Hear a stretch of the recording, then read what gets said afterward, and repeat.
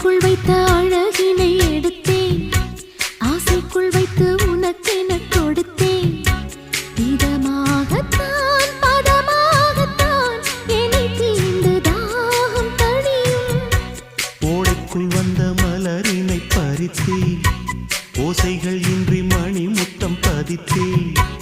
பழச்சாரையும் இளநீரையும் பரிமாற வேண்டும் தினமும்.